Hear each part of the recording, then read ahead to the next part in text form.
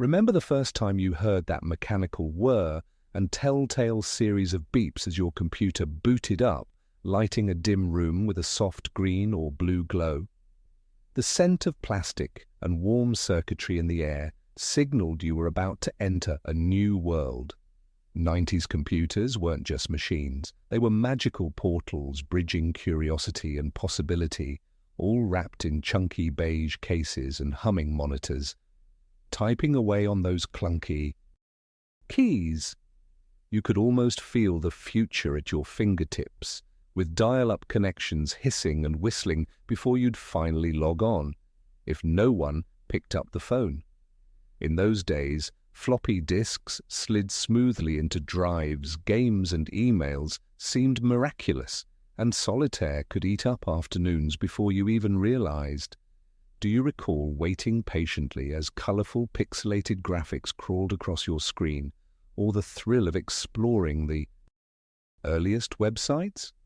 The world felt expansive and full of promise, but not yet overwhelming. So, how did this digital revolution really unfold, and what made these clunky relics so unforgettable? Let's take a step back in time to rediscover the computers that shaped a generation's first digital experiences.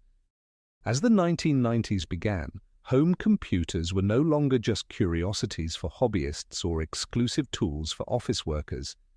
In basements, spare bedrooms, and even on makeshift desks squeezed into kitchens, families across America started welcoming their first personal computers into their homes. These machines, bulky by today's standards but wondrously sleek compared to the mainframes and mini-computers of earlier decades, marked a new stage in a technological journey that had been decades in the making. The world was on the cusp of what would soon become the information age, a tidal wave of connectivity and discovery that would touch nearly every aspect of everyday life. By the late 1980s, companies like IBM, Apple, Commodore, and Tandy had already planted the seeds. If you remember seeing a Commodore 64 or a Tandy 1000 in a friend's rec room, you witnessed the beginning of a nationwide transformation. But it was only as the 90s dawned that computers like the IBM-compatible PC and the Macintosh truly began to capture the imagination of the average American household. For many, purchasing a computer in 1990 felt momentous, part investment, part adventure, and maybe, just maybe, a small act of faith in the future. Did you debate for weeks with your family about whether to purchase a PC or a Mac, or maybe hold out for the next model announced in those glossy catalogs? Let's not forget, these early systems came with a price tag to match their promise. It wasn't uncommon to spend $2,000 or more, about the price of a decent used car at the time, just to bring home a machine with a fraction of the power that now sleeps in your smartphone. But the investment wasn't just in hardware, it represented a leap into the future, fueled by dreams of educational enrichment, productivity, and perhaps a bit of envy for the neighbor's shiny new computer room. Could you have imagined then that within a decade, whole classrooms, businesses, and even Little League baseball rosters would be managed on these digital workhorses? The stage was set by a string of pivotal moments. For instance, in 1991, a Finnish student named Linus Torvalds quietly introduced the Linux kernel, planting the seeds for a whole new wave of free and open-source software.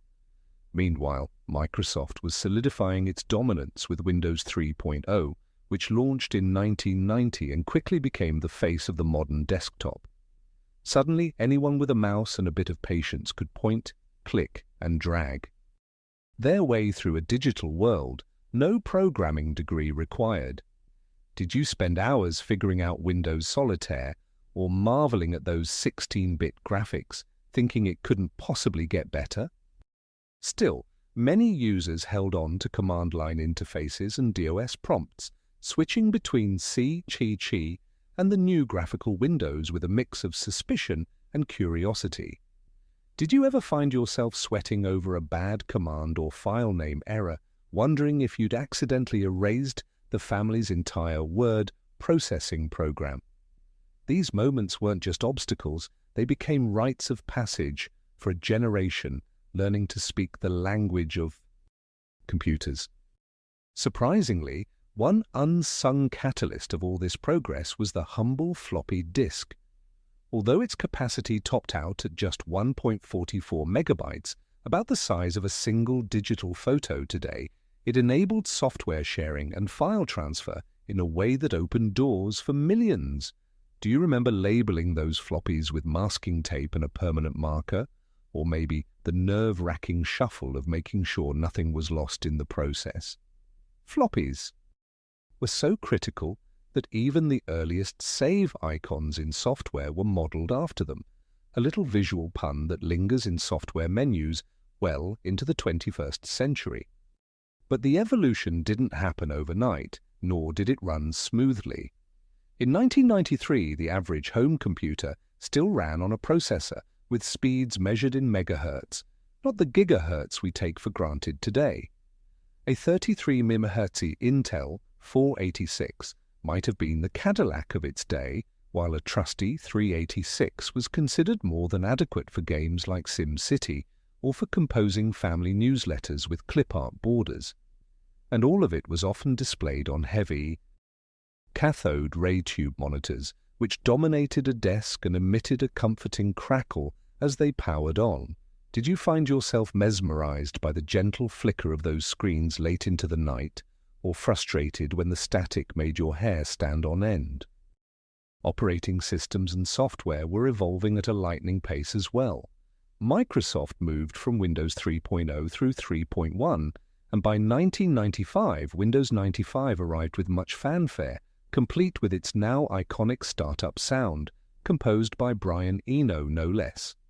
This release introduced innovations like the Start button and taskbar, reshaping the way millions interacted with their machines.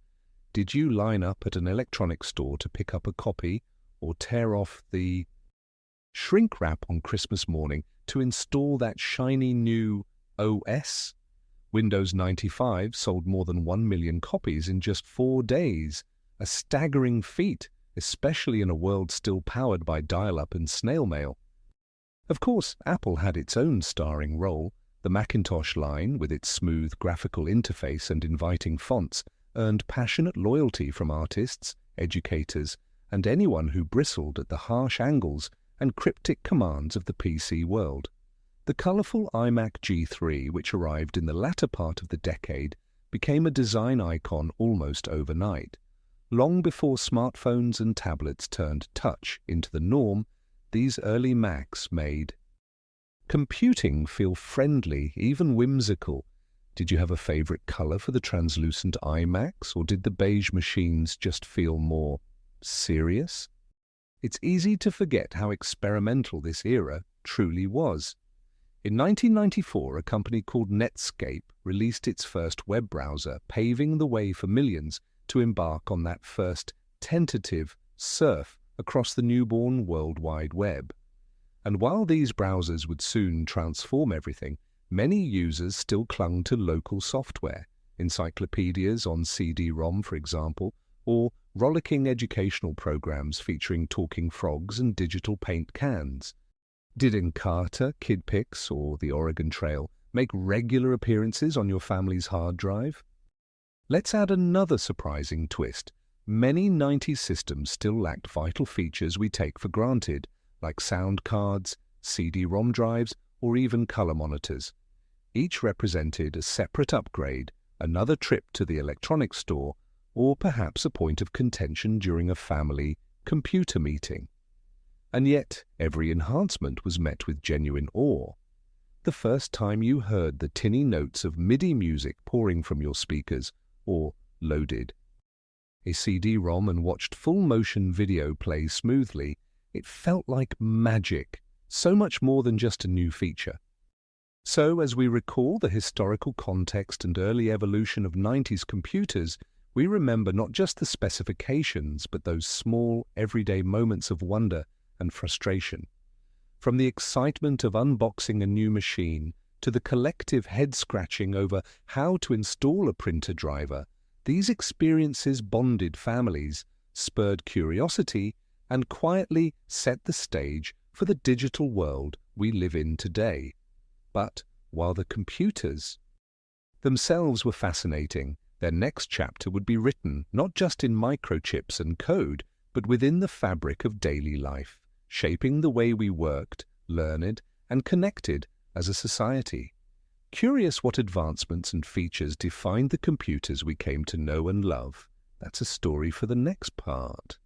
As we take a step back from our journey through the world of 90s computers, it's impossible not to be struck by just how much those blinking cursors, whirring hard drives, and bulky monitors influenced our everyday lives. We've retraced the humble beginnings of home computing, those tentative moments when families gathered to puzzle over user manuals and DOS prompts, to the triumphant arrival of Windows 95 and the bright splash of color from a new iMac on a classroom desk. Remember the pride in learning to navigate your first desktop, customizing the wallpaper, or finally conquering the printer setup? These were achievements that brought real satisfaction, stories you might have shared at the dinner table or with a neighbor over coffee. Looking back now, the limitations and quirks of 90s computers weren't just frustrations. They became character-building moments, giving rise to a kind of digital resilience and resourcefulness. We adapted when software came on a stack of floppies, or when a dial-up modem tied up the family's only phone line. We grew more patient, troubleshooting crashes or waiting for files to save, and we grew more connected, be it by sharing a favorite game with a friend, writing your first email, or assembling relatives to marvel at a new encyclopedia on CD-ROM. Each beep, click, and blinking box was not just a function. It was a memory in the making, echoing the optimism and excitement of a generation standing on the brink of the digital age. On a deeper level, these early computers were more than the sum of their parts. They set the stage for skills and connections that still matter today.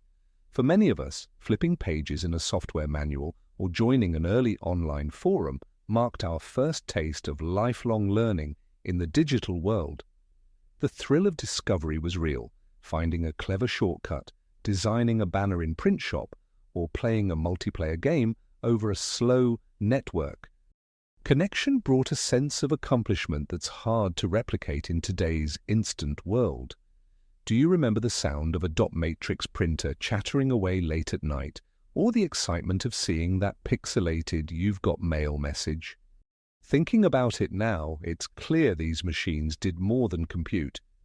They brought us together, fostering moments of curiosity and laughter that still linger in memory. They reminded us that technology is most powerful when it's shared, when it draws people close for teamwork, problem-solving, or even the odd bit of frustration that eventually leads to a solution.